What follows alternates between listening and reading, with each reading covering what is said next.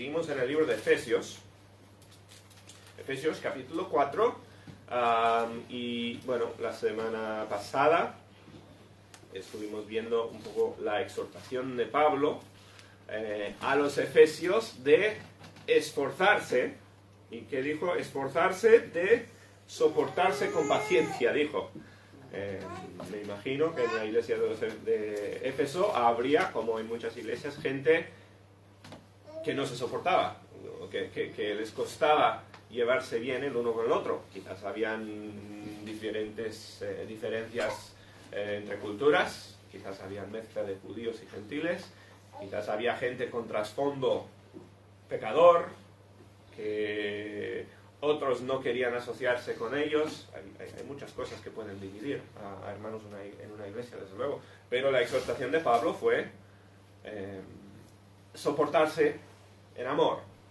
Y la idea no es o aguantarse. La idea no es simplemente no enfadarse el uno con el otro, sino aprender a edificarse mutuamente, ¿no? Porque la meta, como dijo, es la edificación de el edificio que es la iglesia. Bueno, vamos a continuar con esa idea hoy. Bien, vamos a orar, después vamos a leer el versículo 1 y 2 de repaso de la semana pasada, pues empezamos. Bien, nuestro Padre, te damos gracias por el tiempo en tu palabra, gracias por el privilegio que es abrirla juntos y estudiar. Pedimos que nos ayudes a aprender, pido que sea un tiempo de provecho para todos, pido que me ayudes a mí a hablar claramente, no estorbar lo que quiere decir hoy el Espíritu Santo. Pido que nos bendigas en el nombre del Señor Jesús. Amén. Muy bien. Bueno, leemos primero el versículo 1 y 2 del capítulo 4. Dice, yo pues, preso en el Señor, hablando aquí Pablo, ¿no?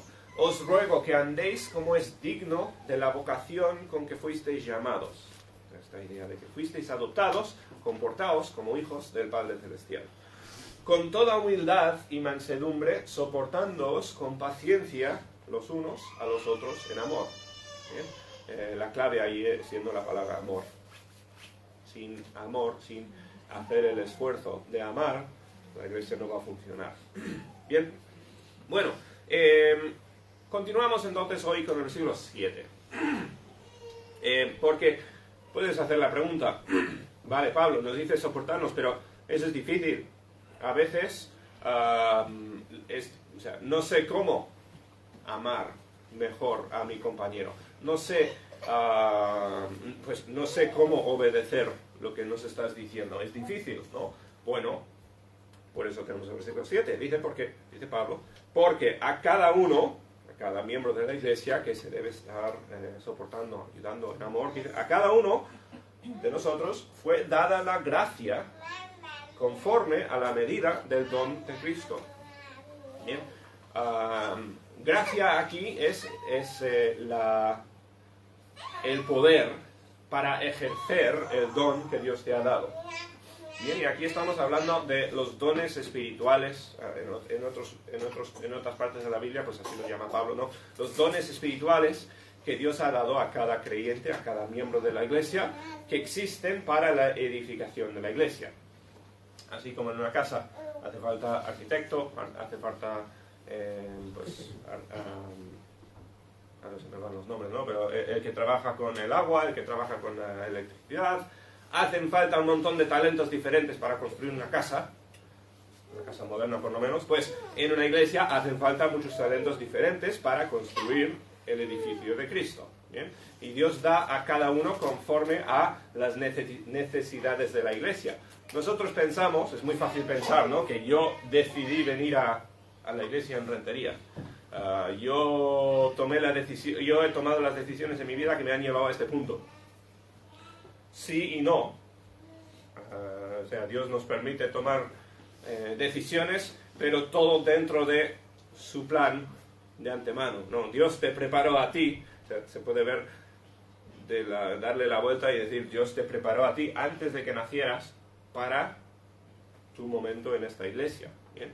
Y sé que pues algunos venís de otras iglesias en el pasado y eso lo sabía Dios también. En algunos casos no es que Dios le ha preparado a una persona únicamente para una iglesia. Pero todo lo que lo que has hecho en la vida que te ha traído hasta aquí no es accidente.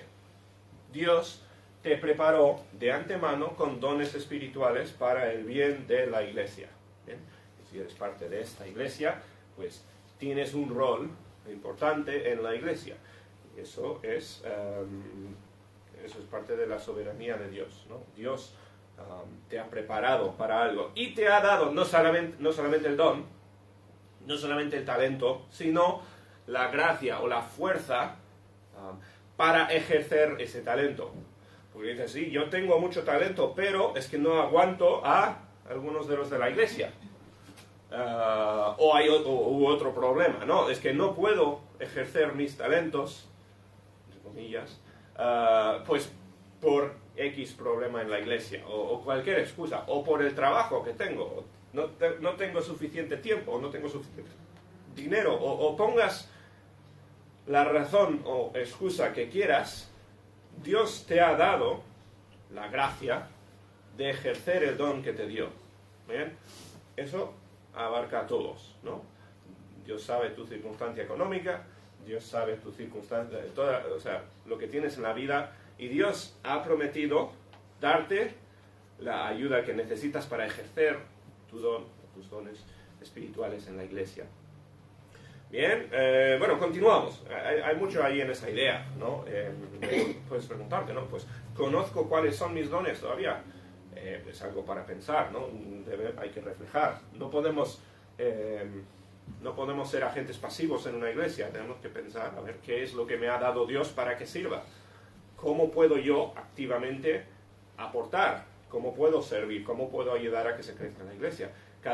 Eso es algo que tiene que determinar cada persona, pues, por su cuenta, quizás con la ayuda de los demás también, pero cada uno tiene que identificar eso, después cada uno tiene que esforzarse en ejercerlo, que después eso es otro paso realmente. Pero bueno, continuamos aquí. Bien, la próxima cosa que va a decir Pablo, vamos a tomar unos 3 versículos así, para hablar de la autoridad que tiene Cristo, o el poder, la soberanía que tiene Cristo, para hacer lo que nos ha dicho, ¿no? Para darnos esta gracia. Así que va a tomar un paréntesis para hablar de Cristo. Aquí dice, por lo cual, dice, aquí Pablo cita un versículo del Salmo 68. Bien, el Salmo 68 es un salmo de conquista, escrita por David, habla de Dios ayudando a los judíos a conquistar la ciudad de Jerusalén. Seguramente está hablando de eso. Es un salmo que habla de que Dios tiene el poder, Dios tiene la autoridad y la fuerza de ganar una batalla. ¿Bien? Y Pablo cita uno de los versículos aquí para hablar de Cristo. ¿Bien? Esto lo convierte en un salmo mesiánico.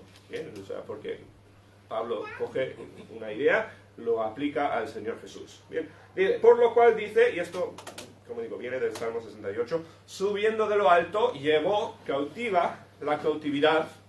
Esto otra vez, la idea es Dios conquistando, Dios ejerciendo su voluntad. No importa la oposición al plan de Dios, Dios impone su plan, impone su voluntad. Subiendo a lo alto, dice, llevó cautiva la cautividad y dio dones a los hombres. Y esta palabra dones son despojos de guerra. En Salmos, por lo menos, el contexto en el libro de Salmos son, pues, cuando ganas una batalla, esto piensa especialmente en tiempos antiguos, los despojos por ganar la batalla. Bien, que pues, son cosas de guerra, son cosas tristes o feas, pero de eso trata el Salmo, ¿no? Está hablando de Dios como guerrero, como el mayor líder de ningún ejército, ¿bien? Pero bueno, aquí Pablo, o sea, coge el Salmo y lo aplica de otra forma, o sea, aquí los dones son, conecta con los dones del versículo anterior, ¿no? Los dones que Dios da a cada persona, ¿bien? Muchas veces Pablo hace eso, no está predicando un mensaje del Salmo 68, no está cogiendo ese salmo y explicando la función de ese salmo. Realmente está cogiendo una idea, una frase, y usándolo más como ilustración quede ninguna otra cosa. ¿Bien? Ya, cambia el sentido, cambia lo que significa esta frase en su contexto, porque Pablo simplemente lo está cogiendo como ilustración. Entonces, Pablo va a usar muchas palabras aquí de subir y bajar. ¿Bien? Si alguno quizás ha memorizado en el libro de Filipenses capítulo 2, tenemos el pasaje, tú sí, muy bien. Tenemos esta idea de Jesús humillándose, siendo hecho siervo. Bueno, de hecho lo tengo aquí para leer. Bueno, lo leo en un minuto. Tenemos esta idea de Jesús humillándose, bajando a la tierra y siendo exaltado por Dios para volver a estar por encima de todos en gloria, ¿no? Pablo va a usar esta misma idea, cogiendo esta palabra subiendo del libro del Salmo 68. Dice entonces, y esto de que subió, Jesús subió, y la idea en Salmo otra vez es subió en plan conquistó, ¿bien? Pero esto de que subió, ¿qué es? Sino que también había descendido primero a las partes más bajas de la tierra. O sea, hablando de la humillación de Cristo, Jesús se humilló para ser exaltado. Es esta idea. Bien, dice, el que descendió es el mismo que también subió por encima de todos los cielos para llenarlo todo. Bien, motivo de estos 3 versículos, hablar de la autoridad de Cristo, hablar de su posición exaltada. Igual que uno que ha conquistado tiene una posición exaltada sobre lo que ha conquistado, pues Cristo fue exaltado, ¿bien?, por su muerte y resurrección, su muerte en la cruz, resurrección de la tumba. ¿Bien? Filipenses 2, 7 al 9 dice así, Cristo se despojó a sí mismo, tomando forma de siervo, y hecho semejante a los hombres, y estando en condición de hombre, se humilló a sí mismo, o sea, se humilló hasta ser hombre, y se humilló entre los hombres a ser el más humilde de los hombres, o el más bajo. Dice, se humilló a sí mismo haciéndose obediente hasta la muerte, y más hasta la muerte en la cruz, que era el símbolo, el propósito de la cruz en tiempos romanos era puramente humillación, ¿bien? Era desnudar a alguien, por exponer en lugar público. La idea era una crucifixión, era un castigo público diseñado para humillar y desanimar a ninguna otra persona de cometer ese crimen. Diseño fue eso, humillación. Y Jesús se humilló hasta ese punto. Por lo cual, Dios también le exaltó hasta lo sumo, hasta lo máximo, y le dio un nombre que es sobre todo nombre. Bien, entonces Pablo está cogiendo esta misma idea, eso es en Filipenses, pues aquí estamos en Efesios. El que descendió, Jesús, él es el mismo que también subió por encima de todos los cielos para llenarlo todo, para tener toda autoridad. Entonces, establecemos que Cristo tiene la autoridad, tiene el poder. ¿Te importaría cogerme agua, Iñaki? Gracias. Cristo tiene autoridad sobre todos nosotros, autoridad sobre la iglesia. Entonces, ¿qué hizo con esa autoridad? Dice, él mismo, Cristo, constituyó a unos apóstoles, a otros profetas, a otros evangelistas, a otros pastores y a otros maestros. Fíjate, ¿no? Todos estos son roles, trabajos espirituales. Todos estos son maneras de servir en la iglesia. Los apóstoles, gracias.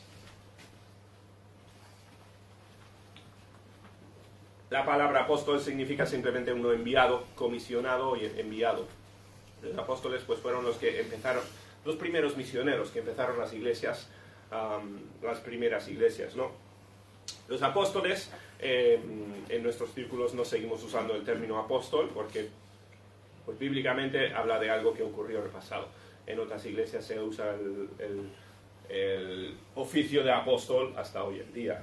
Pero bueno, apóstoles, siendo los enviados para hacer el trabajo, los comisionados para un trabajo.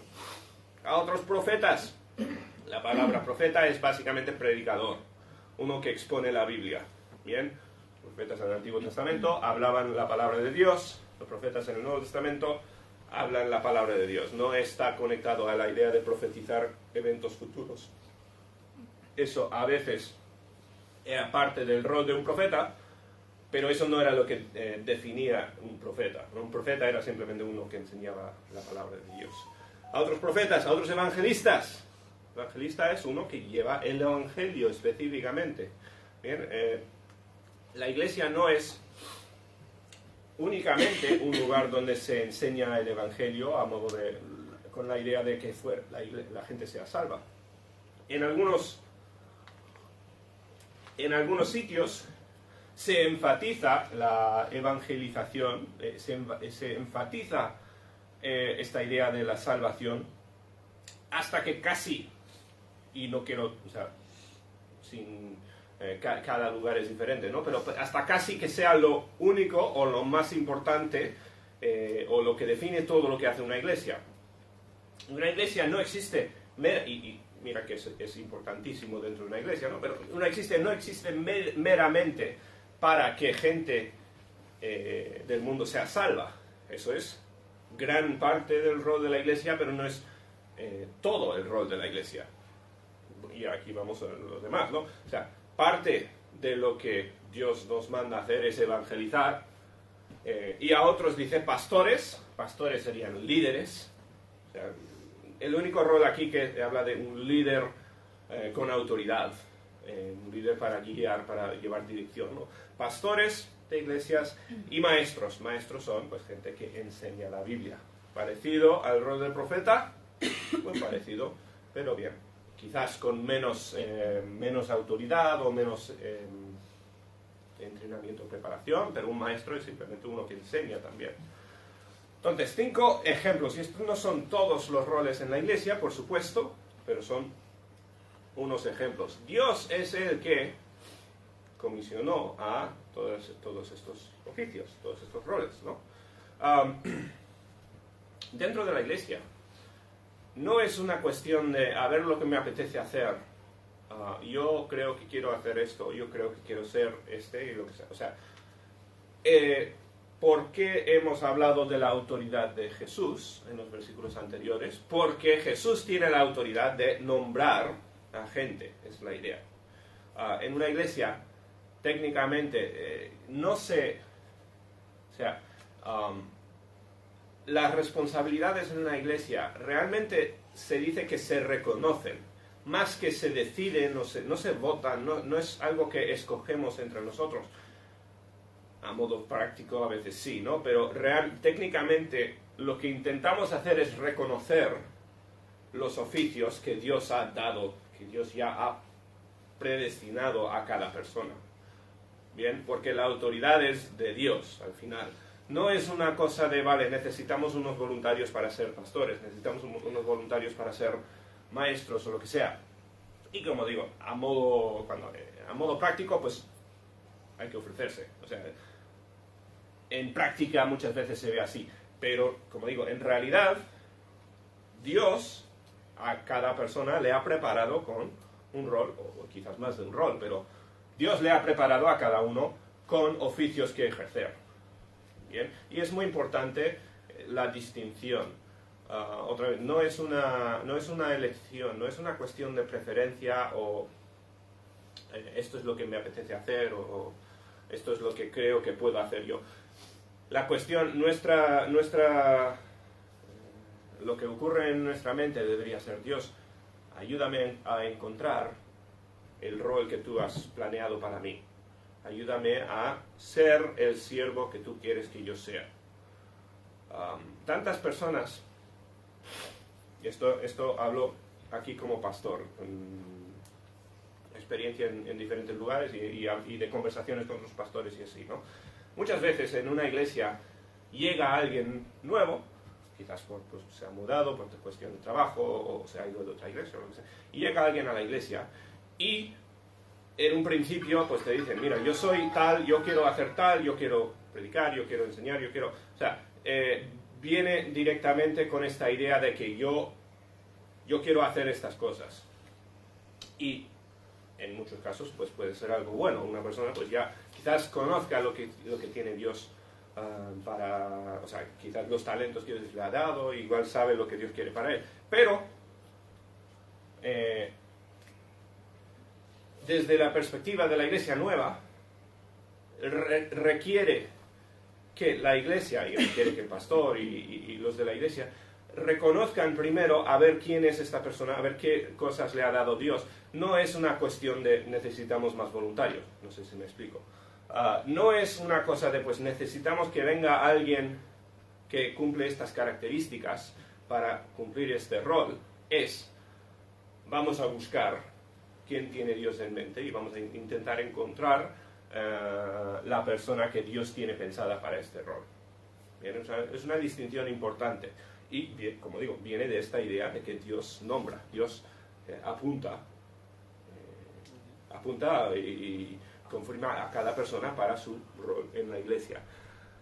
Dice, Él entonces constituyó a cada persona según su rol. Y como digo, no es que cada persona tiene que encajar en uno de estos 5 roles. Hay más roles dentro de la iglesia. Y la Biblia en otros sitios habla de muchos otros dones distintos, muchas formas diferentes de ayudar. Y no son listas exhaustivas tampoco. Cada persona es diferente. Cada persona tiene, pues, su forma, o la forma que Dios le ha dado, para edificar la iglesia de una forma u otra. Y no todas las iglesias son iguales y no todas las iglesias tienen que llegar a ser idénticas, ¿no? Dios establece roles, talentos en cada iglesia para que se haga un cuerpo sano, y bueno, vamos a ver ahora. Dice, a fin de, o sea, ¿por qué apunta Dios trabajos? ¿Por qué da Dios responsabilidades? A fin de perfeccionar a los santos para la obra del ministerio. O sea, la iglesia tiene un ministerio, la iglesia tiene una meta, una obra que hacer, y Dios apunta, Dios da talentos y dones a cada uno para ayudar a fortalecer a toda la iglesia que cumpla su misión. Bien, esto habla a modo personal, que tú y yo encontremos lo que Dios quiere para nosotros, para cumplir nosotros nuestra parte, pero es para que nosotros ayudemos al resto de la iglesia a cumplir su parte.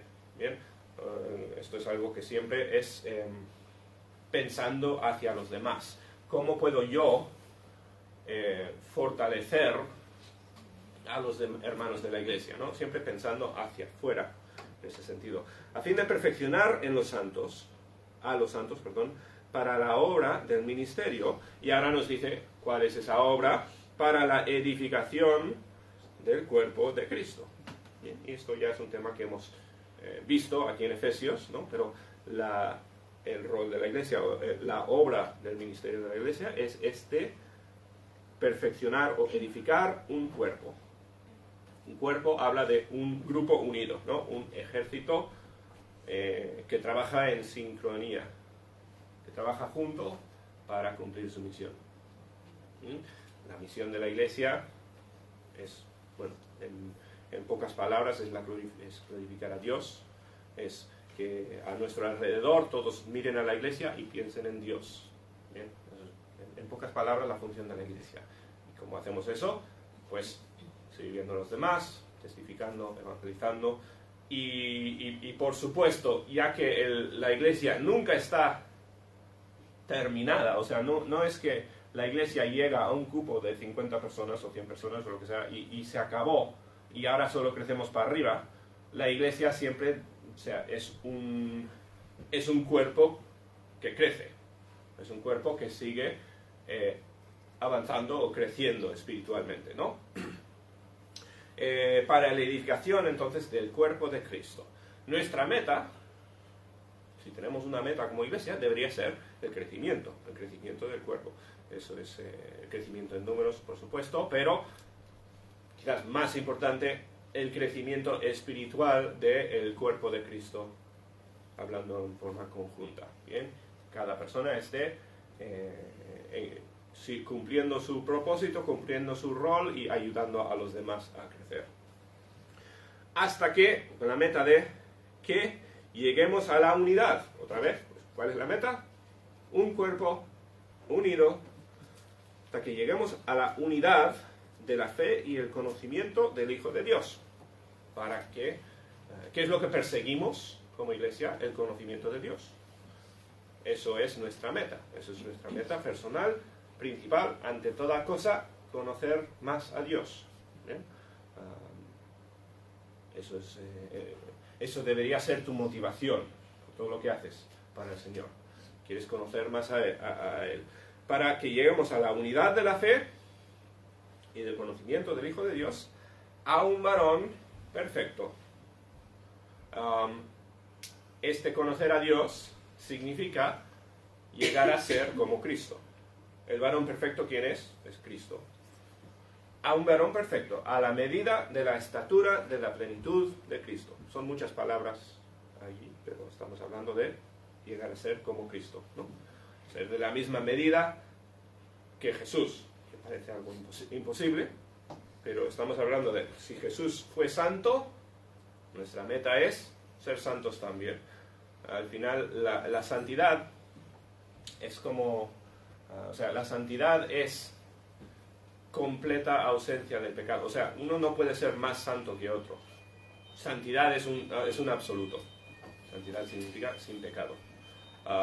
Podemos ir acercándonos a la santidad, pero no existen diferentes grados de santidad, si tiene ese sentido, ¿no? Jesús es santo, Jesús es sin mancha, sin pecado, y nosotros nos esforzamos hacia la medida de Jesús, que es la santidad. Ahora, el que haya llegado a ser como Jesús, que me lo diga y que me lo explique, ¿no? Porque estamos hablando de una meta humanamente inalcanzable, desde luego. ¿Quién ha conseguido dejar de pecar? Bien, estamos hablando de una meta que nos debería echar para atrás con lo difícil que es, ¿no? Pero por eso este pasaje. Dios nos dio los dones y Dios nos dio a los hermanos para que nos ayuden a nosotros a llegar a la medida de Cristo. No puedes hacerlo solo, no puedo hacerlo yo solo, necesito al cuerpo de Cristo para crecer en santidad. Es la idea. ¿Bien?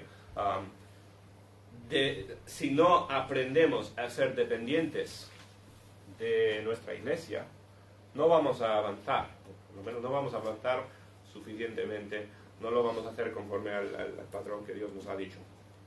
Necesitamos la ayuda de los hermanos, como con el desayuno de hombres, la comunión entre hermanos, los hermanos se ayudan mutuamente el uno al otro, ¿no? Con la ayuda de un hermano que te dice, te da consejo, te da corrección, te da ánimo, con la ayuda de otro vas acercándote a la santidad. Bien, así es como lo ha diseñado Dios. La iglesia es para que cada miembro vaya creciendo en santidad hacia la medida de Cristo. Dice, para que ya no seamos niños fluctuantes, aquí una ilustración, ¿no? Para que no seamos niños fluctuantes que son llevados por doquiera de todo viento de la doctrina. En inglés tenemos esta historia del que toca la flauta y se lleva a todos los niños. Como encanta a los niños con música, con algo bonito, ¿no? Para que no seamos niños llevados por el que diga algo bonito, el que diga algo que nos guste. ¿Cuántas personas no son engañadas por una persona que les dice, pues te puedo prometer esto? Incluso gente que usa la Biblia, ¿no? Y usa palabras cristianas. ¿Cuántas falsas iglesias no hay donde se promete? Si vienes a la iglesia, si das tus ofrendas, vas a tener una vida feliz, vas a tener todo lo que quieras, vas a ser rico como el pastor, lo que sea. La meta es que ya no seamos niños que son fácilmente engañados, llevados por doquiera de todo viento de doctrina. Doctrina ahí significa simplemente enseñanza, ¿no? Enseñanza falsa en este caso, por estratagema de hombres, engañados por otros hombres, que para engañar emplean con astucia las artimañas del error. Todos pensamos que somos más inteligentes de lo que somos o más resistentes al engaño de lo que somos. La verdad es que cada uno puede caer en el engaño muy fácilmente. Una de las cosas que me fascina del huerto de Edén, ¿no? es tienes a Adán y Eva, que hay una cosa prohibida. O sea, literalmente Dios ha dicho, puedes comer de cualquier árbol de todo el huerto. Hay una cosa. Y fueron engañados para hacer esa una cosa, ¿no? O sea, dirías, lo tenía, o sea, más fácil no lo tienes, en un sentido. Pero es que la lección es, todos podemos ser engañados muy, muy fácilmente. Y más fácilmente de lo que pensamos. Debemos de crecer, porque cuando crecemos en el conocimiento de Dios, pues crecemos en resistencia al engaño, por decir así. O sea, maduramos espiritualmente y hacemos resistentes. Igual que Jesús, podemos con la Biblia reconocer errores. Por eso tenemos la historia de Jesús siendo tentado. ¿Bien? O sea, Satanás usando las artimañas que usa con todos. Son típicos engaños, ¿no? Pero Jesús, que conocía a Dios y conocía a la Biblia, pues demostró cómo resistir el engaño, cómo no caer en trampas, conociendo a Dios, conociendo la Biblia, creciendo espiritualmente nos hacemos resistentes. Ahora, no pienses que eres más resistente de lo que eres, porque a todos nos falta, pero cómo crecer a través del conocimiento de Dios, ¿no? A través de, y bueno, eso es la meta de la Iglesia, que no seamos más niños, dice, llevados por las estratagemas de hombres que vienen para engañar, sino que, siguiendo la verdad, la palabra verdad, la palabra fuerte, ¿no? La idea es lo que es, no un engaño, no opuesto a un engaño, lo que es cierto, sino que sigamos la verdad en amor, crezcamos en todo, en aquel que es la cabeza, esto es Cristo. Entonces, la meta otra vez es crecimiento a la medida de Cristo, que cuanto más santos vayamos aprendiendo a ser, cuanto más santos nos hace Dios a través de la Iglesia, a través de los hermanos, cuanto más santos, más cerca de la verdad, más conocemos la verdad y menos nos van a engañar los engaños, ¿no? Los que quieren engañar, más resistentes. Tantas veces he visto a uno que, bueno, yo creo que es cristiano o dice ser cristiano o parece ser cristiano, pero al final es engañado, como Jesús hablaba de la parábola del el que siembra, y tienes a semillas que empiezan a crecer y son ahogados por cosas en el mundo, son engañados por el deseo de dinero, el deseo de comodidad, el deseo de cualquier cosa, y es que no es una cosa que saca a las personas de las iglesias, es que puede ser cualquier cosa. O sea, hay infinidad de engaños. ¿Cómo resistir esos engaños? Pues creciendo, aprendiendo a no ser niños espirituales, sino que siguiendo la verdad en amor. Acuérdate, el amor es como servimos en la iglesia, ¿no? El amor es como funcionamos como iglesia, siguiendo la verdad en amor. Crezcamos en Cristo, para ser como Cristo. Y dice, Cristo, de quien todo el cuerpo, bien concertado es hablando de una máquina que funciona bien, donde no hay demasiado papeleo, no hay corrupción, no hay ineficiencia, ¿no? Una máquina eficiente y unido entre sí, dice, en quien todo el cuerpo bien concertado y unido entre sí por todas las coyunturas que se ayudan mutuamente. Y me encanta la ilustración, porque el que sabe, o sea, si sabes un poco del cuerpo humano, o sea, tenemos una cantidad brutal de músculos y hilos de músculos que trabajan juntos para hacer cosas espectaculares. O sea, un músculo hace una cosa súper sencilla. O sea, se estrecha o se encoge. Pero con un montón de músculos operando perfectamente sincronizadas, conseguimos hacer pues todo lo que es la vida. Y algunos consiguen hacer mucho más que yo, ¿no? Pero mira a un atleta de élite, tienen los mismos músculos, pero funcionan de una forma más concertada que los míos o los tuyos. Para que nosotros, como un cuerpo que funciona bien, no es que una persona tiene que hacerlo todo, sino que todos hacen su parte, y es muy difícil a veces que muchas personas trabajen juntos. A veces es más fácil que una persona intente hacerlo todo, pero nunca vas a llegar a la eficiencia del diseño de Dios, que es que trabajemos cada uno como un músculo, que todo el cuerpo bien concertado y unido entre sí, por todas las coyunturas que se ayudan mutuamente, diga, según la actividad propia de cada miembro, por si no era claro ya la ilustración, ¿no? Porque cada miembro está haciendo de su parte, así todo el cuerpo recibe su crecimiento para ir edificándose. En amor, otra vez. En amor, lo repito un montón de veces porque, para que quede claro, para que nos vayamos edificando en amor. Bien, entonces,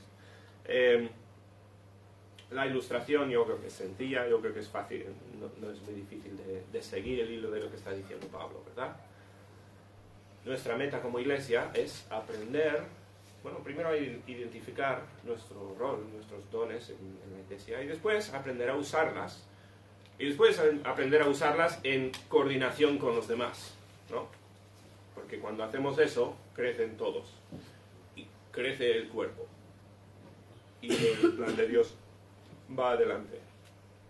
Bien, entonces hay mucho para llevar a casa hoy, mucho para pensar. Cada uno debería meditar, debería pensar. Sé lo que debería hacer. Primeramente sé qué es qué cosas me ha dado Dios para servir. Después las estoy haciendo, o sea, estoy sirviendo a Dios como Él quiere. Y yo no os puedo dar las respuestas a todos tampoco. Podemos hablar, podemos intentar, podemos dialogar, pero cada uno tiene que orar y tiene que buscar a Dios, buscar sabiduría para ver, pues, Dios, ¿qué quieres que haga? ¿Cómo puedo ayudar?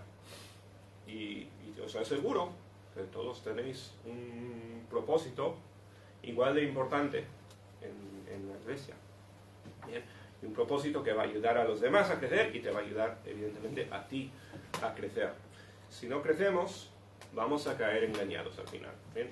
Vamos a ser como los niños que, pues tristemente, son fáciles de engañar. Un poco lo que es un niño. Que Dios nos ayude a crecer, a funcionar bien como un cuerpo en Cristo. Bien. Unidos, pues pero únicos. No somos unidos porque somos todos iguales. Y es importante recordar eso. Mi meta no es que todos aquí salgan igualitos. Eso es una secta, de hecho. Una secta quiere un montón de clones. No, eso no está en la Biblia. Dios quiere que cada uno encuentre el plan que Dios tiene para él y empiece a ejercerlo para su crecimiento y para el crecimiento de los demás. Muy bien, vamos a dejarlo ahí, vamos a orar. Y así terminamos. Nuestro Padre, gracias por el día, gracias por el tiempo en tu palabra. Pido que nos ayudes a identificar tu plan para nosotros y pido que nos ayudes a ejercer ese plan. Ayúdanos a crecer individualmente y como iglesia colectiva. Pido que nos ayudes a encontrar tu plan y seguirla. Te damos tantas gracias, Señor, porque tú eres tan paciente con nosotros. Te pedimos tu dirección para esta semana. En el nombre del Señor Jesús. Amén.